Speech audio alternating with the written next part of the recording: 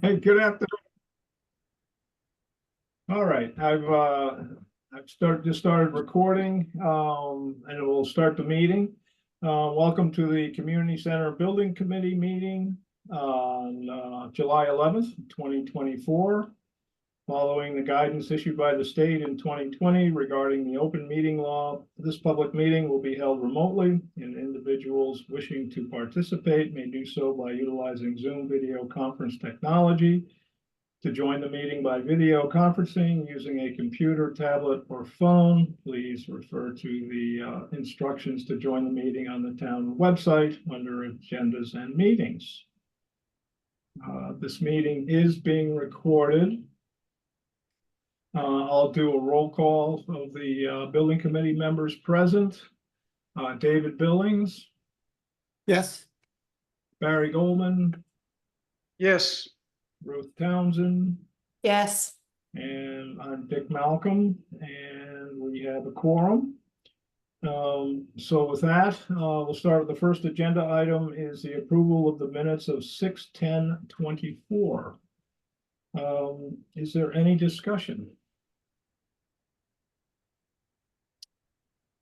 Seeing as though there's no discussion, is there a motion to approve the minutes? Motion. Motion. And is there a second? No. nobody wants to Second. Thank you, Ruth. Whatever. Okay. All right, I'll poll the board. All those, if you are in favor, poll the board for approval of the meeting minutes of 6/10/24. David Billings, Yes. Barry Goldman, Yes. Ruth, Yes. and I am a yes as well. Okay. With that, then I'll turn the meeting over to Al Estevez from Colliers, who is our owner's project manager, and and Igley, who is also with Colliers. Great, thank you, Dick. If you don't mind giving me permission to share my screen. No, I don't do this enough to.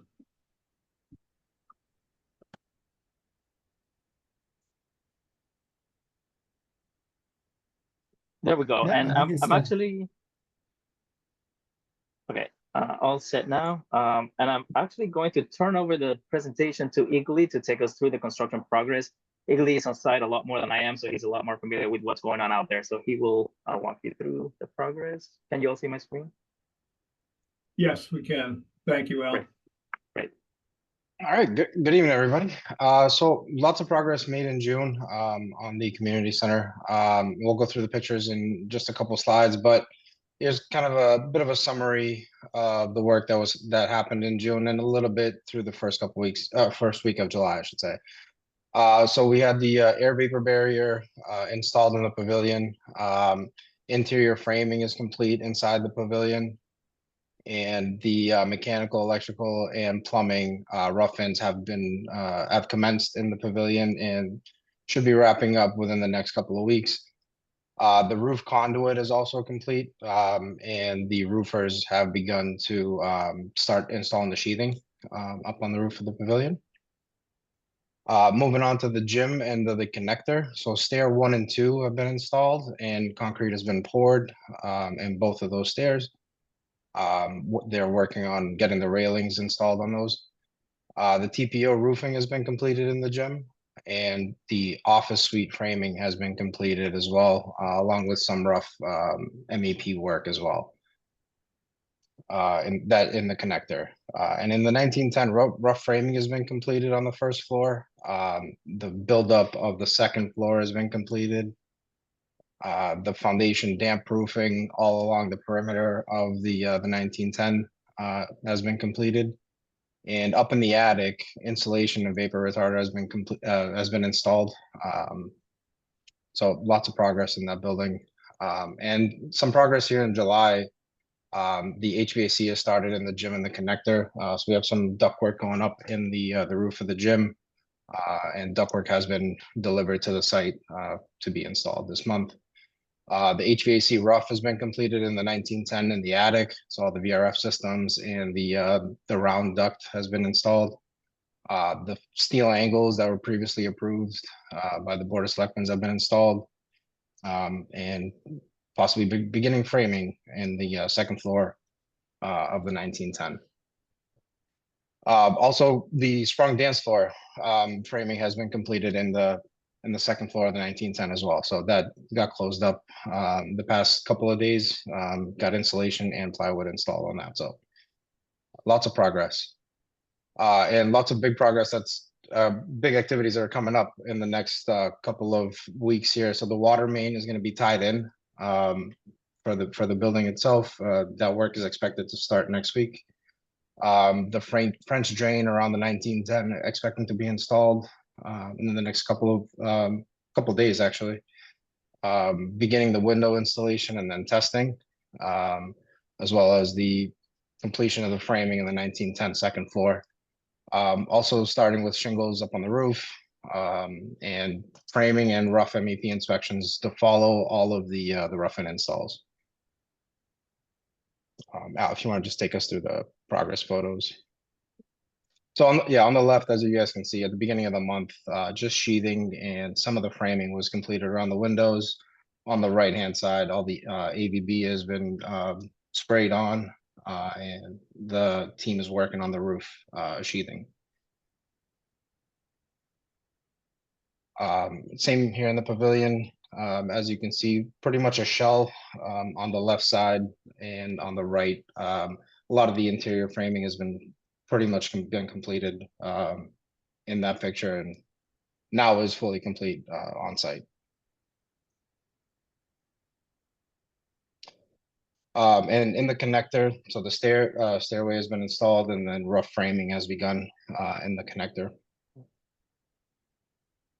This is stair one on the right.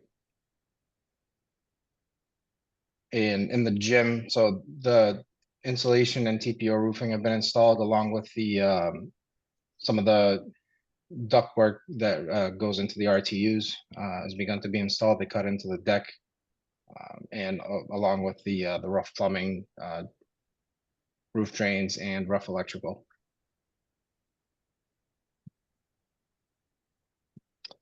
So the gym roof has been completed. Everything's been installed. The RTU curbs have been installed. And then in the 1910 first floor, so it was a pretty rough shell at the beginning of the month. Now the full slab has been poured. Framing is all completed, and we're working on rough MEP install. So plumbing, electrical, and mechanical working on getting installed there. Lots of progress in the past couple of weeks. And then this is the second floor of the 1910 building. What you see on the left is actually been framed up. Sort of similar to what's on the right. There's a system of sleepers with insulation in between, along with two layers of plywood on top. And that's pretty much it as far as construction progress. Any questions from anybody? When do they plan to have the 1910 building tight, weather tight? I'm a little concerned with the wood floors and the insulation in without windows.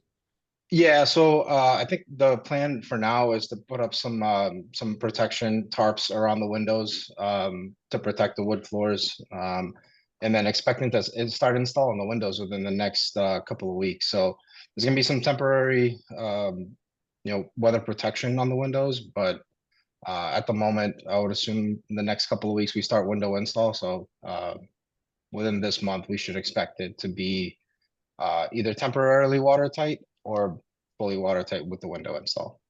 Is the roof is the roof tight? The roof is tight, yeah. I know it's Yeah, not the final shingles, but Yeah. it's got. Yeah, but it is watertight. We got a confirmation from the contractor. Okay. Now, why don't you go through the schedule? Okay, I'm gonna turn that over to Al. So Al, if you want to take us through the schedule. Thank you, Eagly. So a couple of updates on the schedule. the update is we still have not, we're still waiting on the formal delay claim from the contractor. We're still waiting on the recovery schedule. We continue to work with town's council on next steps. The recommendation for the June payment application is to essentially withhold the maximum amount that we are allowed by the contract, which is around $88,500. We withheld 57,000, around 57,000 of that during the last payment application. That was essentially all of the contractor's general conditions, save for the salaries. So we withheld the remaining amount for the June payment application, and we are going to continue to hold that amount, the 88,500, until that delay claim and corrective plan is provided. The $88,500 figure, what that's based on, it's basically the delay that the contractor is showing, which is 59 days based on their last schedule that was rejected, times the liquidated damages stipulated in the contract of $1,500 per calendar day. We believe that figure, the 88,500, it's going to be around what the damages that the town is going to incur as a result of that delay. And so again, that's what we're allowed to hold back per the contract. And so we're gonna continue to work with town council on that. Any questions? So Al, so you're holding back as much money on the contractor as you legally can, as we legally can, is that correct? That is correct, Dick. Okay, thanks. Besides just the contractual issues, the last schedule update I'm seeing is from May. And just looking at the line items, excuse me, we're falling farther and farther behind. Progress on the site has been incredibly slow. They were supposed to have masonry done by, based on their May schedule, there's brick almost completed by now. And they haven't even started. I mean, where really are they in terms of completing the schedule? I mean, I know there's delay claims and there's contractual issues, but in terms of progress of the work, where are they? Yeah, David, that's a good question. Based on the discussion with the project team, they do believe, yes, I understand that this schedule needs to be updated. There's some things that may have changed based on that last update from May. Things kind of shifted around a little bit. However, the contractor is still anticipating to achieve that, that substantial completion around the time that's shown on that schedule. So around the end of November. Yeah, exactly. Okay. The end of November, if not early December. So they do need to update that schedule. Some things have shifted around. I do believe that there are a lot of trades on site. There is a lot of movement. We had a couple of holdups, but there certainly is a lot of progress on site. And so at this point, I do believe that is an attainable substantial completion date, David. I do believe that they can complete the project by end of November, if not like early December for substantial completion, and then final completion that will be towards end of January. I guess what's going on with the mason? Why hasn't the brick started? Because you really need the brick in before you put the windows in. So you're not going to get weather tight until that's done. Yeah, brick is going to be starting soon. David, I know that. I guess what's holding it up? I mean, they've had the exterior sheet waterproof for about a month. So is there an issue with the mason? Is there a supply issue? So I spoke to Ed earlier this week when I went in to see about the site visit, and he said that there had been issues getting the masonry back on, that they were on, but then because of some other delays, they couldn't continue. So the guy had to go to another job. I think he had other things that he needed. So, but Ed didn't have any more answers in terms of when he was coming back. So do you know whether he's been able to get any more answers? Yeah, they're working. So 100% correct, Ruth. So they are working through that right now. I know that the mason, they did have some issues with trying to get the mason back on site. They are very much working through that right now. And as far as I know, though, it's ready. The building is ready to receive the brick. So I anticipate that's going to be starting up here very soon. But we don't have a committed date out of O'Connor.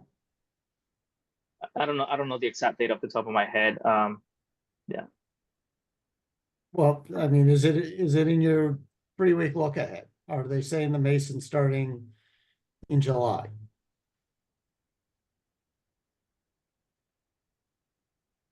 I can pull up the 3-week look ahead that we got on Tuesday. Give me 1 second.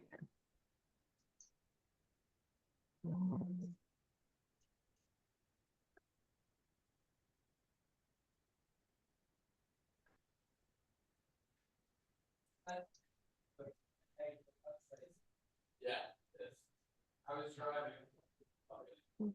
Here we go. 3-week look ahead. This is provided on Monday.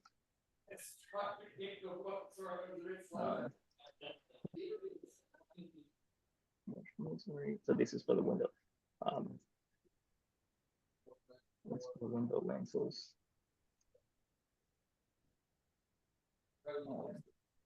Yeah, I'm not seeing masonry. Yeah. 1910. I can get back to you with a date, David. Well, there it's we more, go. that's kind of the critical, what's the critical path? I mean, their May schedule has the critical path through framing and then MEPs, rough.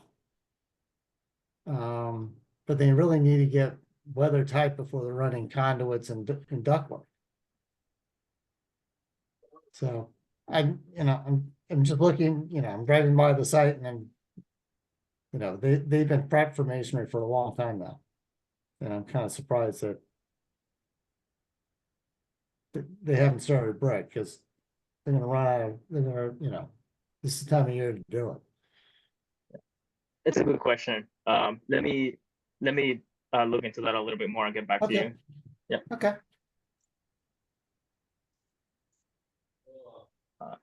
Do we have any other questions on the schedule?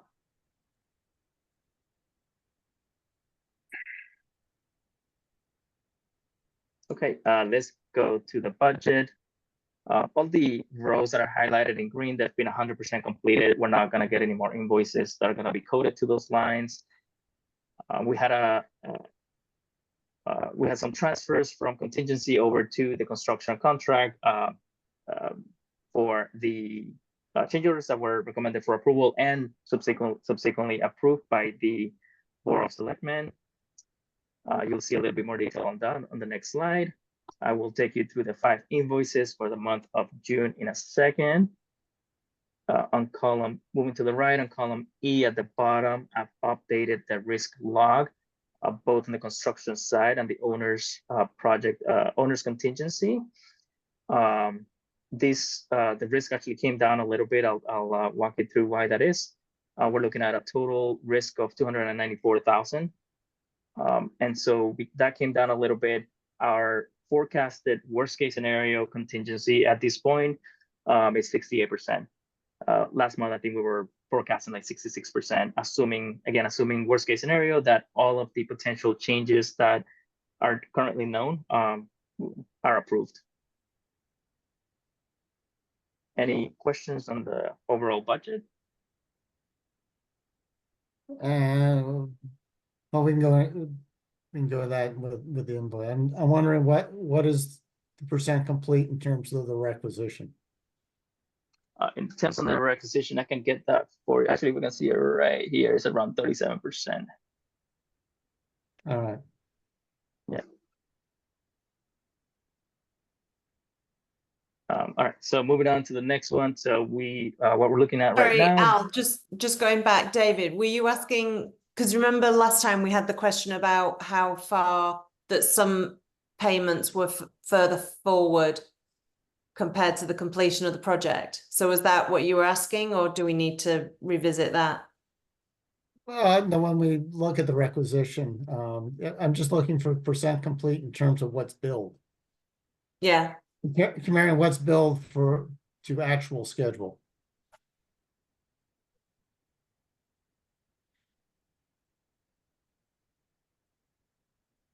Yep, so around 37% for the contract and around 45% for the overall project, as far as build to. All right. So looking at the change orders, these are the potential change orders associated with the construction cost or the hard cost. On the left side are the change orders that have been approved to date. The ones in yellow are the ones that were recommended for approval at the last building committee meeting and subsequently approved by the Board of Selectmen. On the right side are the pending change orders, and the ones in yellow we're working through the contractor. We're not ready to present those to the building committee tonight, but the ones in blue we are. I think the only one that I highlighted in blue that we're not ready to, it's number 35. So that one I will not. That one should be yellow. I'll go ahead and get started with PCO number 20. That's for $1,800. That is what I consider its unforeseen conditions. Once the window openings were exposed, there were some additional mortar around the perimeter of the windows. That mortar had to be manually shipped out in order to receive the framing for the rough opening. That was done on a time and material basis, and the invoices are included with the change order. And again, the total is around $1,800. Any questions on that one? No. The next one is PCO number 24, window modifications for ASI 14. That's around 25,000. That one is for a number of items. So it's also associated with unforeseen conditions. The changes include additional framing that was needed, additional blocking, both dimensional lumber and plywood. It included new sills, new lintels that were missing at a couple of the windows that we discovered once, again, the openings were exposed, and resized lintels as well. Any questions on PCO number 24?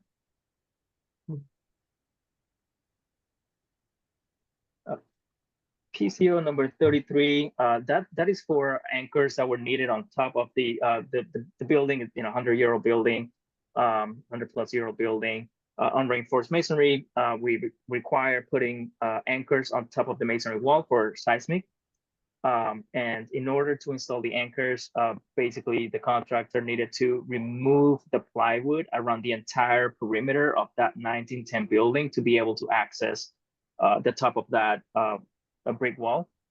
During design, the assumption was that they could install it without having to do that work, and so that was additional work that was required by the subcontractor.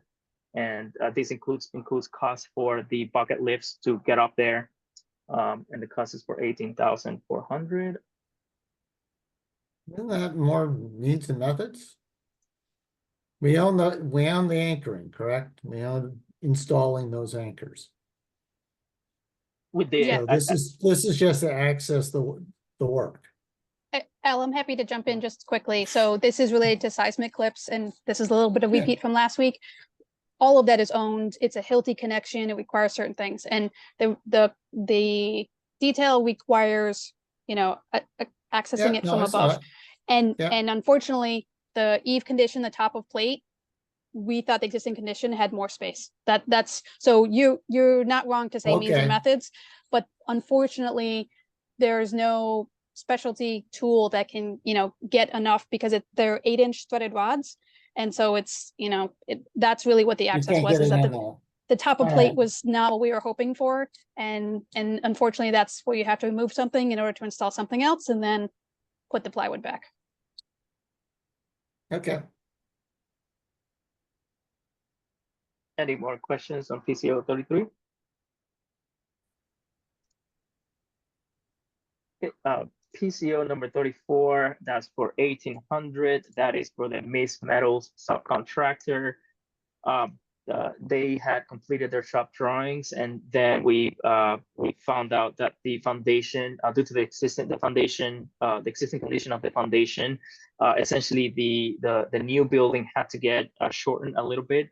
What that meant is that the stairs had to get reduced in size by a couple of inches, and I believe there were some changes to the handrails at the ramp as well. So that is for the Miss Metal subcontractor to essentially redo their shop drawings. Okay.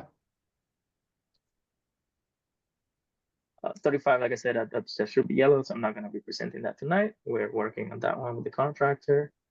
36, that is a credit to the owner of $1,500. What we own in the specs, it's a custom color for the standing seam metal roofing. There's a very small area of standing seam metal roofing, essentially at the light box at the pavilion building, at that roof and two of the sides of that light box.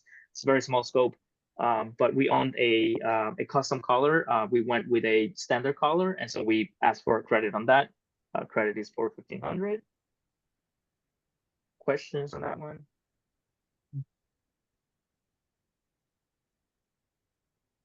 And the last one, number 42, this one was brought to our attention earlier this week, and that is for two PCOs that were previously associated with the fire protection, post indicator valves, and additional sprinklers.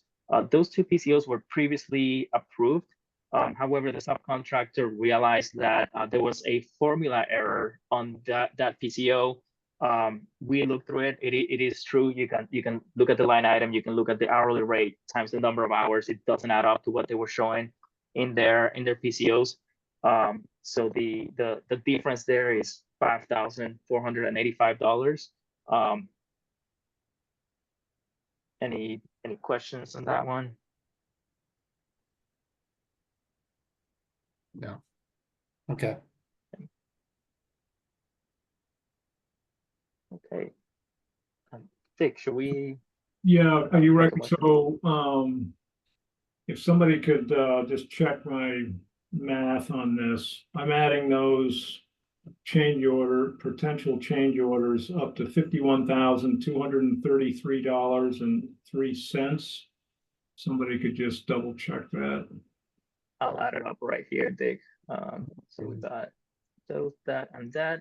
Total $51,233.03. And 3 cents. Okay.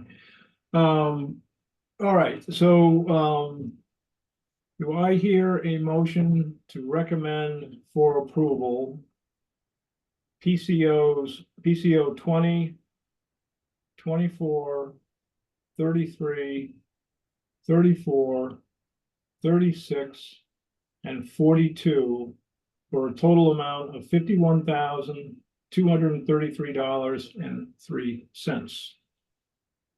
Motion? Is there a second? Second. I will poll the board. All those in favor, David, Yes. Barry, Yes. Ruth, Yes. and I am a yes as well. Thank you. Can I just ask at this stage, with these change orders, is there any delay happening at all in the process that we need to be aware of that could be continuing to affect the schedule? That's a really good question, Ruth. So the contractor is not requesting any time extension associated with any of these change orders. So they're not anticipating a delay because of that. And what about the masonry? What was the holdup that meant that they couldn't get on with things? Yeah, I think with the mason, from what I understand, it's staffing and just being able to get on site, conflict with other projects. That's my understanding of some of the issues there that the contractors working through right now. So it wasn't anything to do with anything that we were doing. So we've not held that up. Correct. Yeah. Okay. And things are getting through after we've done things. So things are getting through quickly through the board of selectmen process as well. Yeah, they are. Yeah. Okay. Cool. Okay.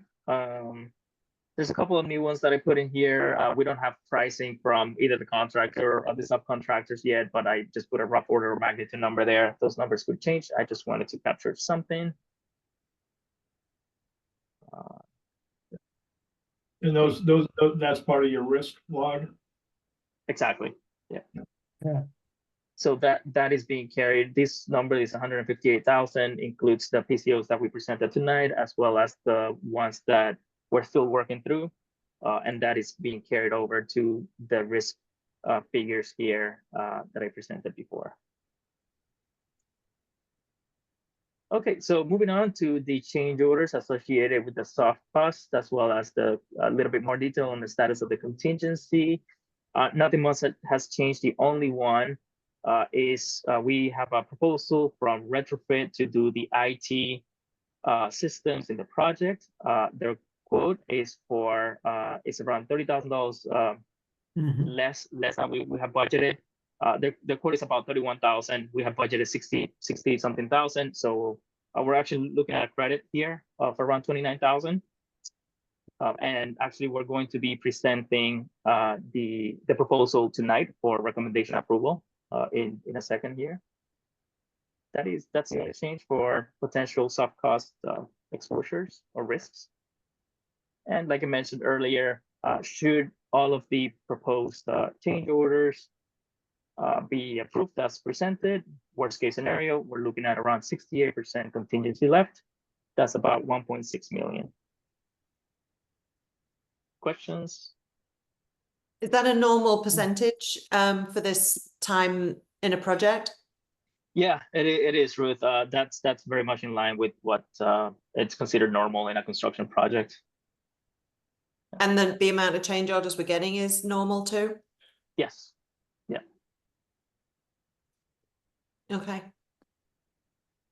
We're, what'd you say, 34% done with construction, and we're around 37, just the construction. so Yeah, I'm 37. gonna say 40, and we got, okay, so we got 60% left too, Yeah. and we got 68, so.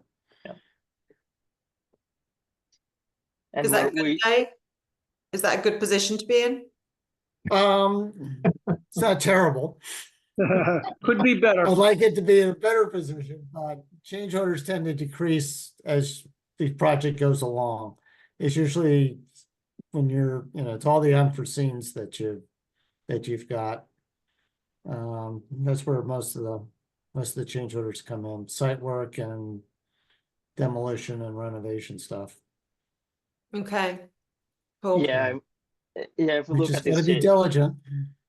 yeah, I'm going to say, Igley, now that you're on site a lot more, hopefully you'll be able to keep an eye on things and feed back to us and keep us posted, please. I'm hoping to. I mean, the 37% that they've billed, it's through June, or it's up to June. And we've made some Right. pretty significant progress this past month and into this month as well. So I'm pretty positive that it's going to be a higher percentage with the next payoff. So Great. that percentage is definitely going to change. No, we appreciate both you guys, and yeah, just keep us posted and be nosy and find out things and let us know, please. Yeah, absolutely. yeah, that's a really good question, Ruth, on the contingency. If we go back and we just look at, just quickly through the major change orders that we've had to date, there's two categories there. Unforeseen conditions, as we are uncovering things in the 1910 building. I think at this point we pretty much uncovered everything that there is. And then the other one is for authority having jurisdiction. So things, from inspectors and whatnot. And so hopefully we're gonna see a lot more of that going forward. I think we pretty much saw the biggest items out of that. So the 1910 building is pretty close to being shored up and safe and ready just to go. And the inside, the inside will be like building new. So hopefully that'll be easier. Okay. Yep. Exactly. Al, I have a question on the 1910 building and potential risk, and that is, there's supposed to be a perimeter drain that's dug in all along the exterior foundation, and that exposes the old rubble foundation wall. Where are they on that perimeter drain? Has that been done yet? Great question. Yeah, so that's all been exposed. It's all been that foundation has been repointed and it's been dam proofed. So we're all set with that now. Okay, great. Yeah. Thanks.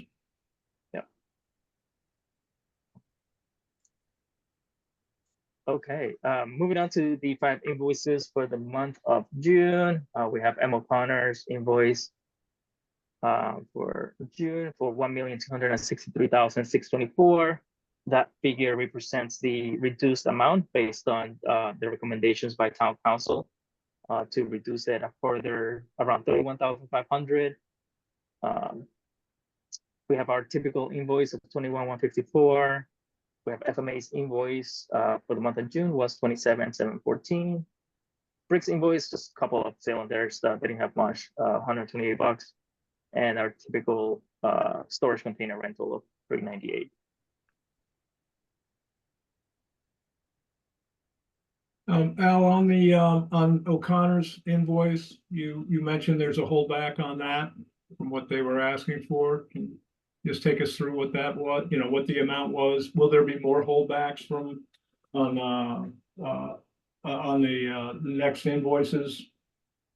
If they don't satisfy, you know, the requirements, contractual comments of contractual with the providing the schedule.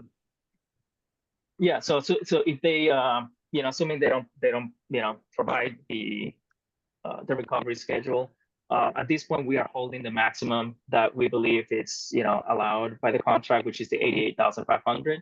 So our plan is not to hold any more. We're just going to continue to hold that amount until that recovery schedule or corrective plan rather is provided.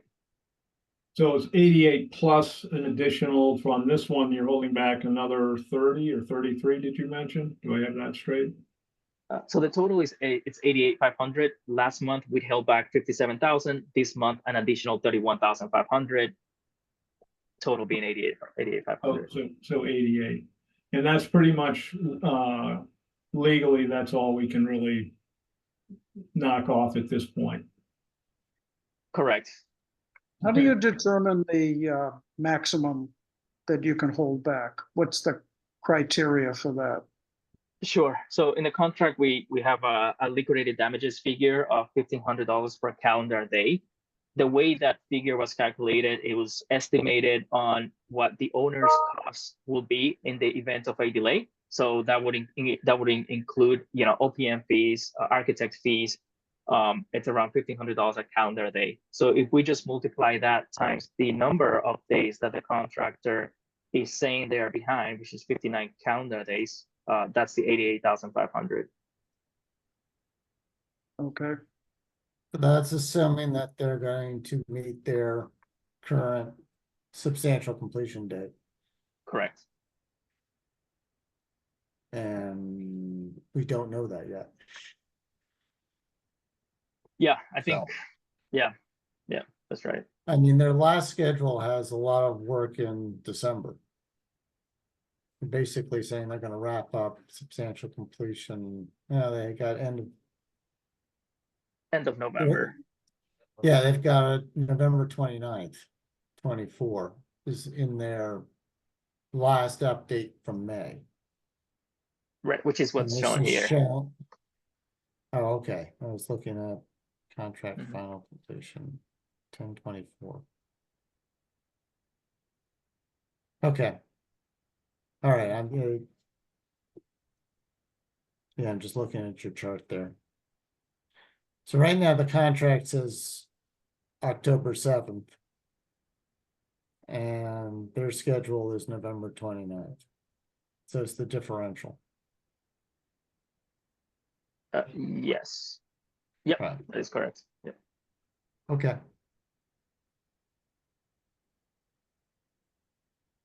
Oh, okay. So so the total for the month of June for invoices is $1,313,19.88. Think that we want to hold a vote on that? Do I hear a motion to recommend for approval the invoices listed in this monthly invoice summary in a total amount of $1,313,19.88 $1,313,019, excuse me, $1,313,000, I'm sorry, I've got it. I'm, a little tired. 1,313,000, 1,000,000. Can somebody say this for me, please? $1,313,019.88. 88 cents. Thank you, thank you.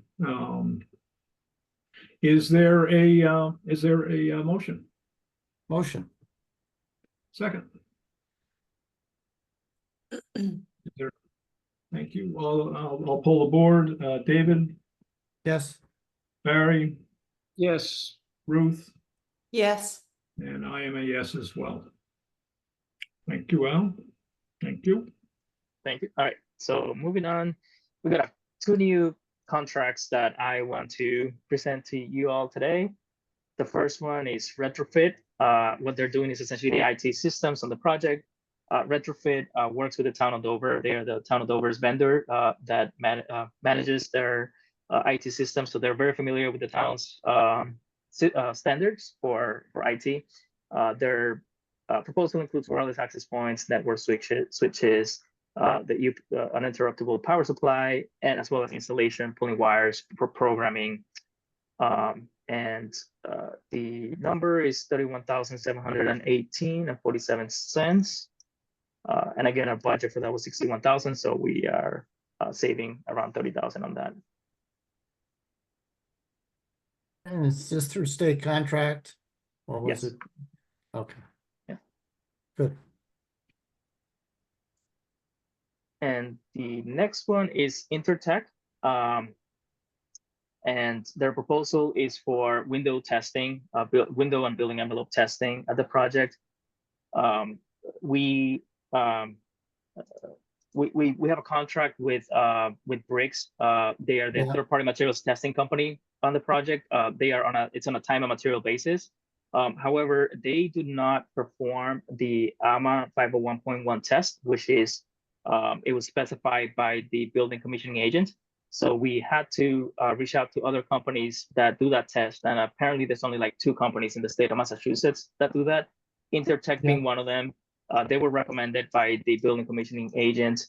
And so we asked them to provide a proposal to perform that test. And we also asked them, hey, because our contract with Briggs is just on a time and material basis, if they want to provide a number for other testing, by all means, I'd rather keep that under one company, all of the building envelope and window testing. So they provided pricing for additional testing as well. And that includes the 15,500, that includes 2 days for the AMA 501.1. That's it's a pretty involved test, involves a high power fan. I heard it's something like 3,000 pounds. They have to bring that on site, set it up. And yeah, I've seen it. Yeah, so the plan is to do 3 windows, one at the 1910, one at the pavilion, and one at the gym. The proposal also includes testing at the storefront system. All right, does our specifications, or does the windows meet this requirement? I've had projects where I've done this test and it keeps failing because the windows themselves don't meet it. So does the contractor own this level of compliance? They own this level of testing on the project. Yes, it's all in the spec. Okay. Yeah, it is quite a test. So if it fails, the contractor owns fixing it and then retesting. They do. Yeah. Okay.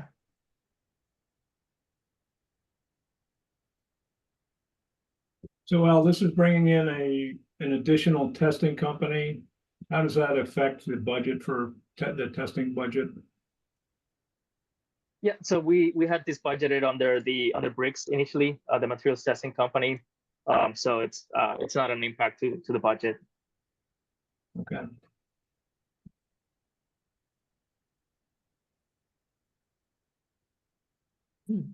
Just to clarify what David was saying about the window. So if the test fails and it's the fault of the actual window and the way it was manufactured, they still own that. They still own that they would Correct. find better windows and replace them. Correct. They will have to address the issue, and they will also have to pay for retesting until the test passes. And I believe they may have to retest more than one assembly. I'll have to confirm that in the specs. Okay. Who's the envelope commissioning agent? Thrive. I just, who is it? David DeSola, Thrive. Oh, yeah, Thrive. Okay. No, I know David. Yeah, he's very good. Okay. So, David, you mentioned that, I mean, this test is a pretty stringent test, and Yes. will this meet the, if the window fails from the manufacturing standpoint? It gets tricky. It- That's why I'm asking the That's question. where I'm going, that's. Yeah, no, I've had it where it's the manufacturer's fault and the manufacturer's got to come out and fix it. Yeah, this can be a very tricky test. And literally they've got like a propeller engine outside on a lift spraying water. It is a very intense test.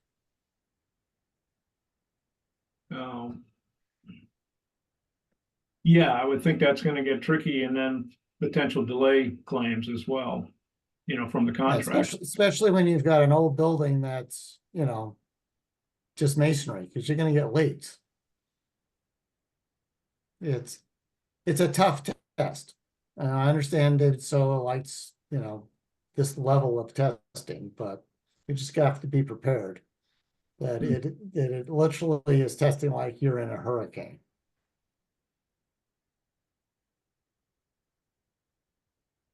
Okay. So we just Well, might want to think about it. Are we making a recommendation to the selectmen on this, Al? Yes. We are, okay.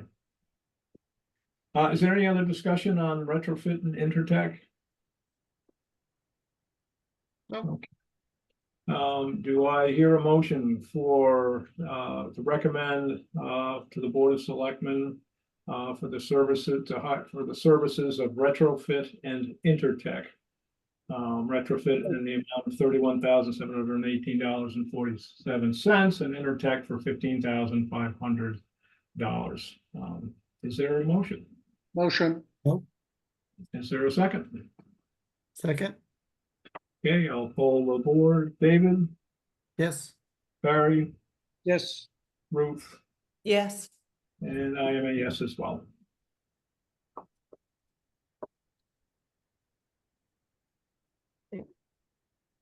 Any citizen or comments, citizens on the line?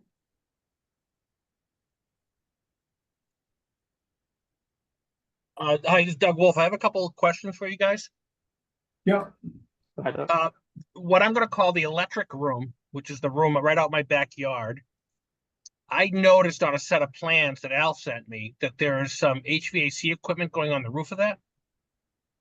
Can someone confirm that?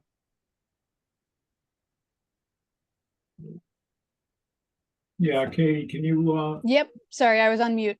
Yes, so the yep, on the western side of the site is we have the main electric room, which is, and then south of that is the fire pump room, and there's a few other closets in there.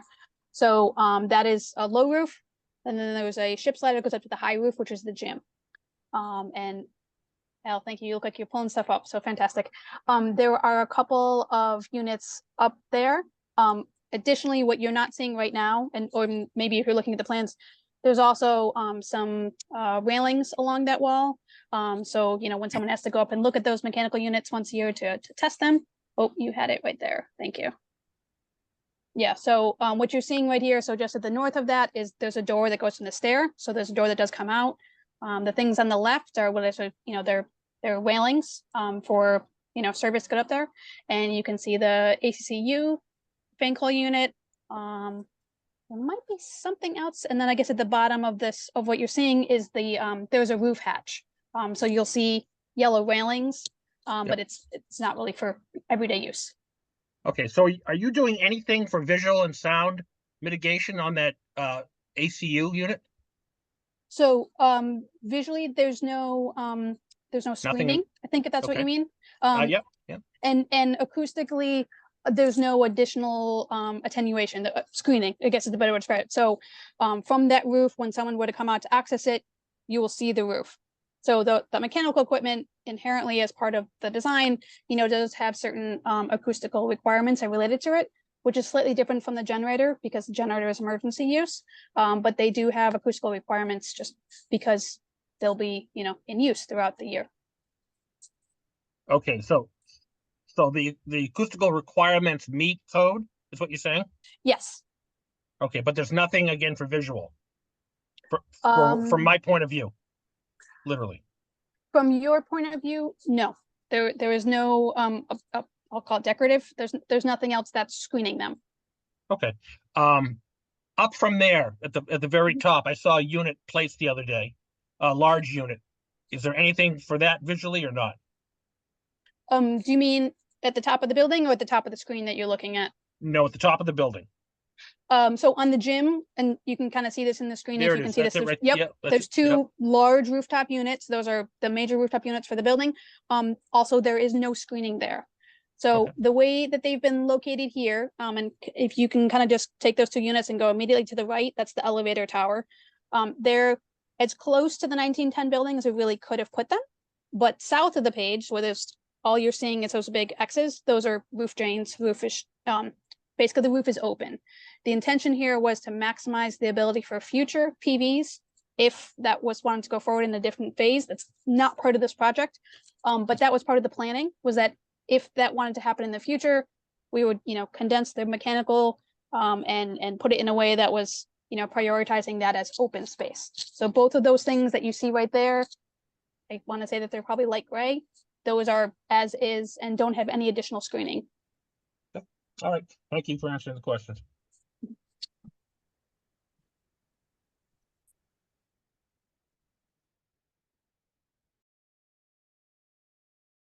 Okay, are there any other citizen comments?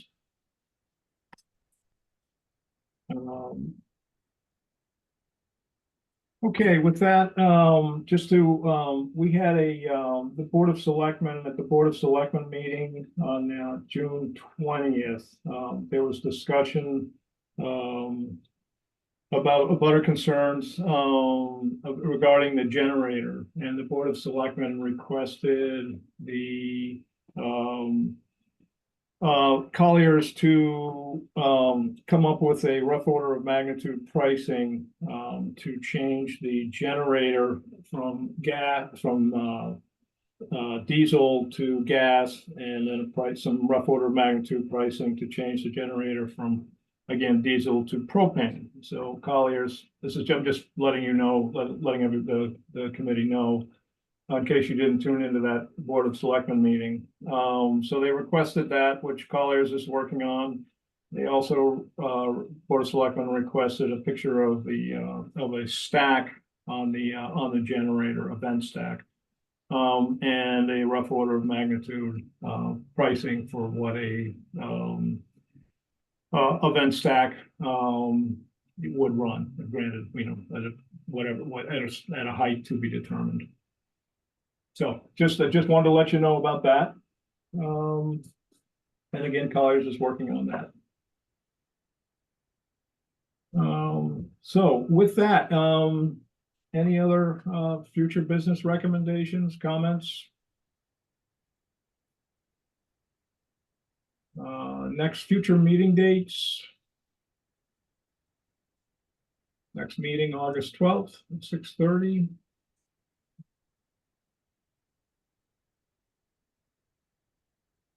Okay, well, if there's nothing else, then I will take is there a motion to adjourn this meeting? Motion to adjourn. Is there a second? Second. Thank you. David, Yes. Barry, Yes. Ruth, Yes. and I am a yes as well.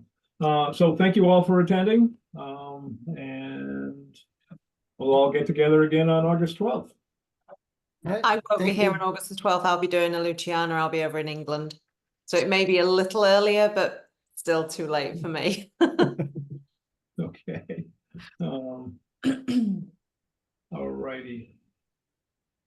Okay. Well, thank you all very much. All right, Thank thank you. you. Thanks, everyone. Bye. Thanks, everybody. Good night.